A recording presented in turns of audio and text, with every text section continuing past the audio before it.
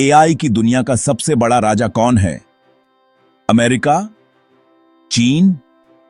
शायद आपका जवाब भी यही होगा। लेकिन अगर मैं आपसे कहूं कि दुनिया की सबसे बड़ी एआई कंपनीज, अरबों डॉलर की टेक्नोलॉजी और आने वाले समय की सबसे बड़ी इंडस्ट्रीज दो ऐसे देशों पर निर्भर हैं जो मिलाकर भारत से भी छोटे हैं, ताइवान और साउथ कोरिया। और सबसे दिलचस्प बात यह है कि दोनों एआई की दुनिया के लिए बेहद जरूरी हैं, लेकिन दोनों की ताकत बिल्कुल अलग है। एक के बिना एआई का दिमाग अधूरा है और दूसरे के बिना उसकी याददाश्त। तो सवाल सिर्फ इतना है, अगर आपको एआई के भविष्य के लिए सिर्फ एक देश चुनना पड़े तो आप किसे चुनेंगे? दुनिया की सबसे बड़ी एआई कंपनीज के बारे में सोचिए। Nvidia, Apple, AMD. इन कंपनियों के चिप्स की कीमत अरबों डॉलर हो सकती है, लेकिन एक बात बहुत कम लोग जानते हैं, ये कंपनियां अपने सबसे आधुनिक एआई चिप्स खुद नहीं बनाती, उन्हें बनाता है ताइवान। ताइवान की कंपनी टीएसएमसी आज दुनिया की सबसे एडवांस्ड सेमीकंडक्टर मैन्युफैक्चरर्स में से एक है।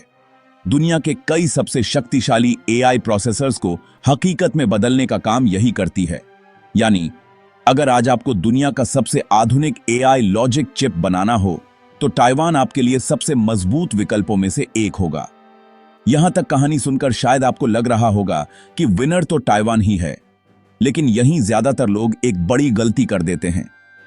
एआई सिर्फ सोचती नहीं है, उसे याद भी रखना पड़ता है। एक एआई मॉडल को हर सेकंड इतनी बड़ी मात्रा में डेटा पढ़ना और प्रोसेस करना होता है कि बिना तेज मेमोरी के वह अपनी पूरी क्षमता से काम ही नहीं कर सकती। और यहीं साउथ कोरिया पूरी कहानी बदल देता है। सैमसंग और एसके हाइनिक्स आज दुनिया की सबसे महत्वपूर्ण मेमोरी चिप मैन्युफैक्चरर्स में शामिल हैं। आधुनिक एआई सर्वर्स में इस्तेमाल होने वाली हाई बैंडविड्थ मेमोरी यानी HBM एआई रेवोल्यूशन की सबसे महत्वपूर्ण टेक्नोलॉजीज में से एक बन चुकी है।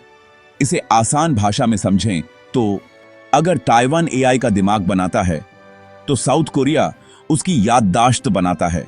और सच कहें तो दिमाग और याददाश्त में से किसी एक के बिना एआई अधूरी है। लेकिन कहानी अभी भी पूरी नहीं हुई है, क्योंकि सेमीकंडक्टर इंडस्ट्री सिर्फ चिप्स बनाने का खेल नहीं है, यह पूरी दुनिया की सबसे जटिल इंडस्ट्रीज में से एक है।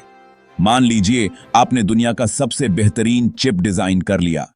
अब आपको चाहिए advanced machines, ultra pure chemicals, chip packaging testing facilities और हजारों इंजीनियर्स। यानी चिप बनाना सिर्फ टेक्नोलॉजी की नहीं बल्कि पूरे इकोसिस्टम की लड़ाई है।